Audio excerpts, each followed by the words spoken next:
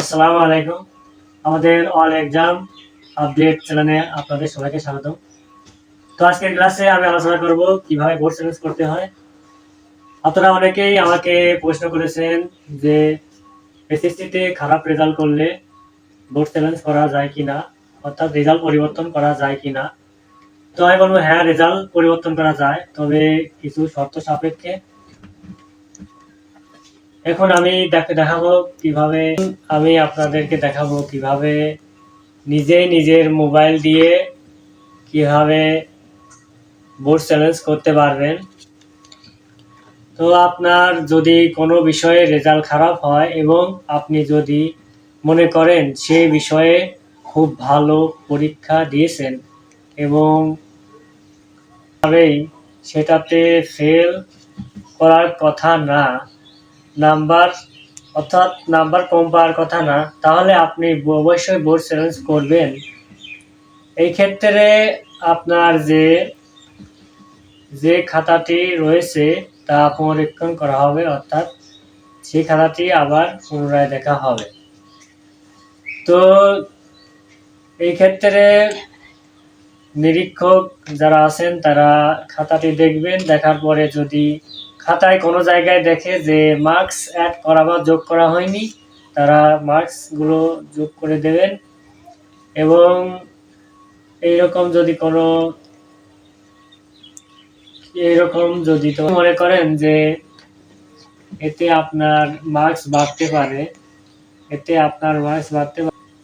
অবশ্যই আপনি যদি হাই লেভেলের কনফিডেন্স নিয়ে থাকেন যে আমার ফেল করার কোনো কথা না। তো যারা এক্ষেত্রে যে খাতা দেখবে, অর্থাৎ পরীক্ষা নিরীক্ষক, অর্থাৎ যে খাতা দেখবে সে ভালো করে দেখবে যে কোন জায়গায় ফলাফল যোগ করা হয়নি বা কোন জায়গায় একটা হয়নি। তো সে যদি কোনো জায়গায় 2 বা 3 কোনো জায়গায় মার্কস যদি যোগ করা হয়, সে মার্কস যোগ করবে। এবং এমন যারা আছো যে আমি হাই লেভেলের কনফিডেন্স নিয়ে বলতে পারি যে আমার ফেল করার কথা না, তারা অবশ্যই বোর্ড চ্যালেঞ্জ করবা। ইনশাল্লাহ বোর্ড চ্যালেঞ্জ করার মাধ্যমে তোমরা পাস করবা। তো আমি অনেক লক্ষ্য করে দেখছি ইউটিউব এবং গুগলে অনেক জায়গায় অনেক ইউটিউবাররা অ্যাপস দিয়ে তারা বলছে যে অ্যাপসের মাধ্যমে নাকি রেজাল্ট দেখা যায়। আসলে ওটা সম্পূর্ণই বানোয়াট, ফলস একটি নিউজ তথ্য। কারণ অ্যাপসের মাধ্যমে আমি নিজেই চেক করেছি, অ্যাপসের মাধ্যমে কোনো সময় ফলাফল দেখা যায় না। শুধু অ্যাপসে দেওয়া আছে কিভাবে রেজাল্ট দেখতে পারে। রেজাল্ট দেখার নিয়মটা বলা আছে যে 16322 এই নাম্বারে SMS লিখে সেন্ড করে দিলে তোমার SMS-টি আসবে।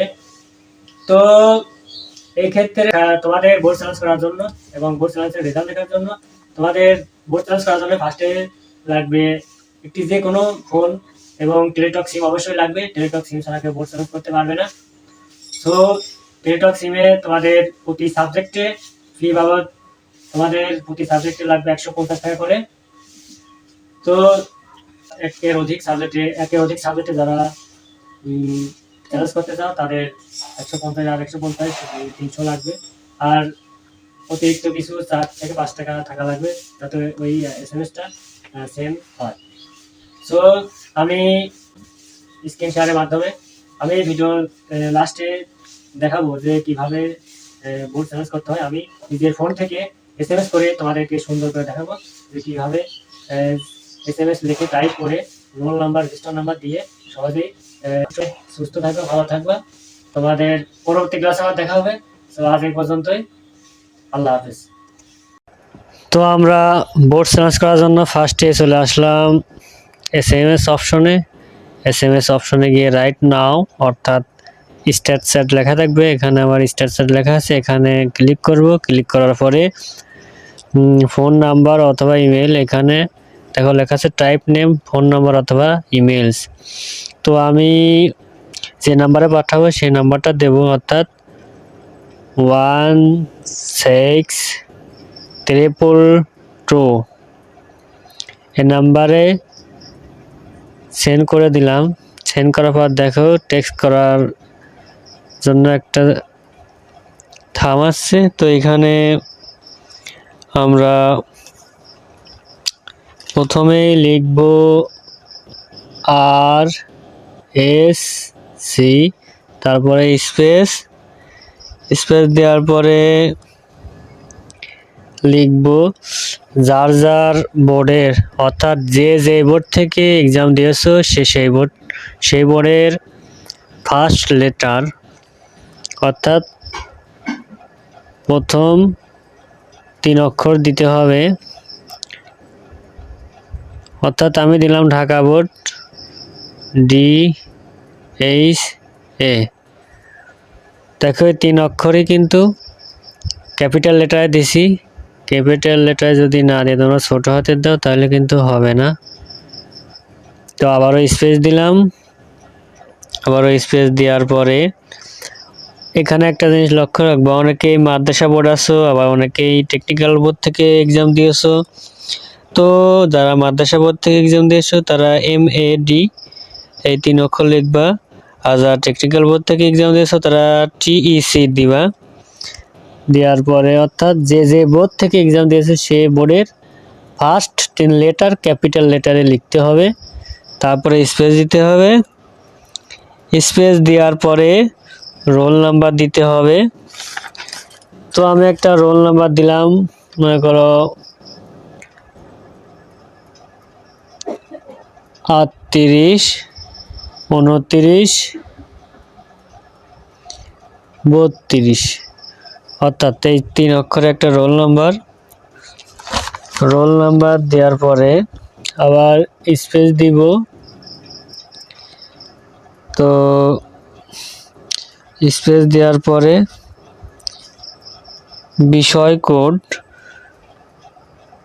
অর্থাৎ যেই সাবজেক্টে বোর্ড চ্যালেঞ্জ করতে চাও সেই সাবজেক্টের বিষয় কোড দিতে হবে। দিলাম 102, তারপর আবার স্পেস দিতে হবে। স্পেস দেওয়ার পরে অনেকে আছো যারা 1-এর অধিক বিষয়ে বোর্ড চ্যালেঞ্জ করতে চাও, তারা ওইখানে একটা বিষয় কোড দেওয়ার পরে একটা কমা দিবে, তারপরে অন্য একটা বিষয় কোড লিখবে। এভাবে 1-এর অধিক বিষয়ে বোর্ড চ্যালেঞ্জ করতে পারো। তো এখন আমি মেসেজটি পাঠাবো। এখানে দেখো মেসেজটি পাঠালাম, তারপরে সেন্ড করলাম। তো এখানে মেসেজটি পাঠানোর পরে তোমাকে একটি রিপ্লাই মেসেজ দেওয়া হবে, যে মেসেজের পরে তোমার নাম এবং পিন নাম্বার লেখা থাকবে এবং সেই সাথে উল্লেখ থাকবে যে কত টাকা চার্জ করতে হবে। এখানে দেখো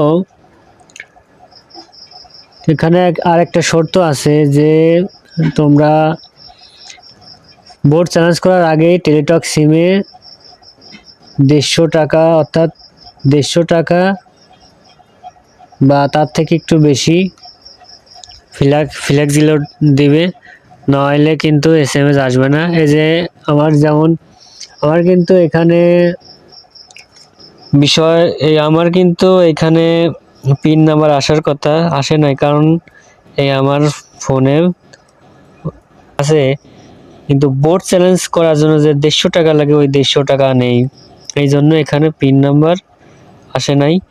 কিন্তু তোমাদের আসবে, তোমরা যারা বোর্ড চ্যালেঞ্জ করবে তোমাদের ফোনে 150 টাকা কিন্তু রাখতেই হবে, আর অতিরিক্ত ফি বাবদ 4 টাকা SMS এর কেটে নেবে, ওই টাকা ওটা থাকতে হবে। তো এখানে পিন নাম্বার যদি আসার পরে এখানে কিন্তু আবার RSC লিখতে হবে। RSC লিখে তারপরে স্পেস দিতে হবে, তারপরে ইয়েস লিখতে হবে, YES ইয়েস, দেখো ইয়েস লেখছি, তিনটা কিন্তু ক্যাপিটাল অর্থাৎ বড় হাতের বড় অক্ষরের। লেখার পরে মেসেজের মাধ্যমে যে পিন নাম্বারটি রয়েছে সেই সেই পিন নাম্বার দিবা। দেওয়ার পরে অর্থাৎ এখানে যে কোনো একটা পিন নাম্বার দিলাম, ধরো যে 125674 দিলাম, 6 অক্ষরের একটি পিনকোড। তারপরে আবার স্পেস দিব। স্পেস দেওয়ার পরে তোমাদের পার্সোনাল নাম্বার অর্থাৎ কন্ট্যাক্ট নাম্বার দিবা। যে কোনো সিমের কন্ট্যাক্ট নাম্বার দিলেই হবে, হতে পারে রবি সিম, গ্রামীণ, বাংলালিংক, যে কোনো একটা দিলেই হবে, এটা কিন্তু কোনো ম্যাটার করে না। তো আমি একটা নাম্বার দিয়ে দিলাম, দেখো 01797405855। দেখো আমার নাম্বারটা এখানে দিয়ে দিলাম। দিয়ে দেওয়ার পরে তারপর আবার স্পেস দিতে হবে। স্পেস দেওয়ার পরে এই এসএমএসটি তোমরা সেন্ড করে পাঠাইতে পারো। তো আমার বোর্ড চ্যালেঞ্জ করার জন্য যে চার্জের টাকা লাগে ওইটা কিন্তু আমার ফোনে নাই, এই জন্য আমি এসএমএস এ ক্লিক করলাম না। তো এটা দেখো তোমরা এই মেসেজটি এখান থেকে সেন্ড করলেই কিন্তু বোর্ড চ্যালেঞ্জ হয়ে যাবে ইনশাল্লাহ, আবেদনও হয়ে যাবে। এই হলো, তো তোমাদেরকে দেখালাম কিভাবে এসএমএস এর মাধ্যমে বোর্ড চ্যালেঞ্জ করতে হয়। তো এই হলো সঠিকভাবে বোর্ড চ্যালেঞ্জ করার নিয়ম। তো তোমরা যদি এই নিয়মটা ফলো করো এবং বোর্ড চ্যালেঞ্জ করো তাহলে তোমার বোর্ড চ্যালেঞ্জ সঠিকভাবে হবে এবং ফল পুনরীক্ষণ করা হবে। তো আমি কয়েক বছর ধরে দেখছি যে এ পর্যন্ত যারা বোর্ড চ্যালেঞ্জ করেছে তাদের নাম্বার কোনো সময়ই কমে নাই। তো আমি এই জন্য বলবো যে তোমরা বোর্ড চ্যালেঞ্জ করো। তোমাদের রেজাল্ট যদি পরিবর্তন নাও হয় বা তোমাদের মার্কস যদি বেশি না আসে, তোমাদের মার্ক কিন্তু কমবে না। এই জন্য বোর্ড চ্যালেঞ্জ, এই জন্য তোমাদের সবাইকে রিকোয়েস্ট করব বোর্ড চ্যালেঞ্জ করবে। বোর্ড চ্যালেঞ্জ করার জন্য কিন্তু 12 মে, বোর্ড চ্যালেঞ্জ করার জন্য কিন্তু 13 মে থেকে শুরু হয়েছে, অর্থাৎ অনেকে বোর্ড চ্যালেঞ্জ করে ফেলছে। আজকে কিন্তু 15 তারিখ। তো যারা এখনো বোর্ড চ্যালেঞ্জ করো নাই, বোর্ড চ্যালেঞ্জ করে ফেলো, এখনো সময় আছে। অর্থাৎ 13 থেকে 19 তারিখ পর্যন্ত, 19 মে পর্যন্ত বোর্ড চ্যালেঞ্জ করা যাবে। অর্থাৎ তোমরা বোর্ড চ্যালেঞ্জ করবে ইনশাল্লাহ। সবার জন্য দোয়া রইল, যাতে সবাই যেন বোর্ড চ্যালেঞ্জের মাধ্যমে ভালো একটা রেজাল্ট পায়। সো আজকে এই পর্যন্তই।